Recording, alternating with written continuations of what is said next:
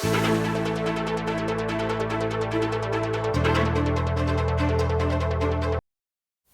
ng mga regulasilab, ing milyari king bundok arayat ngayon ni pamong bulanan ning Abril. Miras keng may git 8 hektarya asakop ning protected landscape ing sinira ning api anyang April 4. Kabang aso naman king 14 hektarya ing mesilab anyang April 17. Base keng report at tinanggap na ning provincial government, miras na king 1,500 a fruit-bearing trees deng megisan keng silab. Amig lambat 12 oras at miras hanggang ganingaldo ning April 18.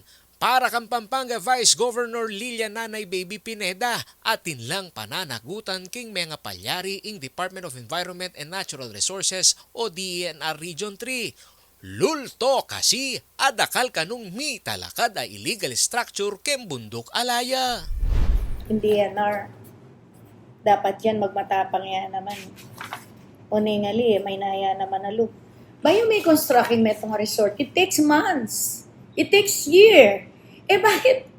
Nila ba mo magreklamo? Di sana, ka makapagpagawang resort mo nung wala kang permit yan DNR. Bakit ni ka permit siya? Yung magreklamo lang, nga ting existing. Yung meto nga infrastructure makanyan, rest house, swimming pool, may apatala ka dyan without the approval of the DNR, lalo na nung kanyang bundok. At pwedeng gawan ng infrastructure yan without the permit of the civil engineer. Anya, dakala dapat kutnan ken Hindi rin dapat kutnan yan. Kutnanay sarili na. Ay nako. Nung ako nga kasabi la rin, oti kaming kukutnan mo, oti ka na, anong gagawan mo? Susweldoan na kaning gobyerno, oti mo binawal. 1 year, bayo may agawayang makanya na swimming pool and then the rest house.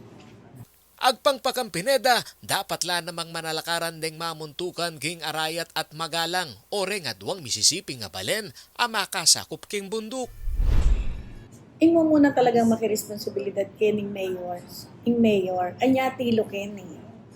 At tilo ken para bantendeng karelang balen.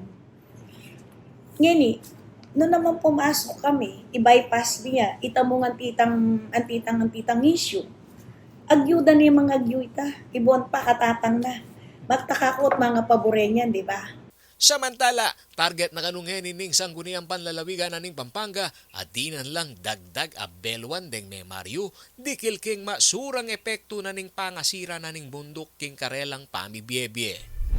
Pero minsan, den tao balo na naman yan, na imlugod kayong kalikasan, pero minsan sa sadyanda, lalo na retang magkaingin. Agyang magsasaka ka, balo mo na in kalikasan, deng makanyan, lalo na king ketang protected area ngayon. Dapat may kakayan, may gagalon talaga. Uning, alam ang bagay, and then baling after effect. Edala, lecturer nung naning after effect na nita. Pero eman malyari yan, nung aling makibalo, one of the officials na ning makalapit ka rin. Siguro atin mo rin talagang pabaya na alam mo, walay pakialam. Agpangkepamuntok na ning sangguniang palalawigan Committee on Agriculture ay board member June Canlas.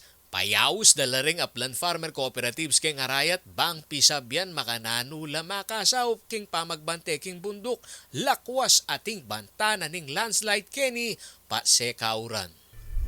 Obligasyon na ng bawat metong mapa-LGU ya o private citizen ka. Manintunang kakyan, magortilano kakyan So reta nga plant farmers tamo, kailangan talaga itang continuing education ken Pabalo tamo karela nanula retang akma at tustong pamaglinang, pamagingat ken kalikasan, waman magobra ka ken, gagambul ka ken, syempre ating kaukulang responsibilidad nung makananong ketang kekang pamananaman may apektuhan ng kalikasan. Ako'y kayong talasuyo ay Paulo G. Santos, ating pusong makabalen.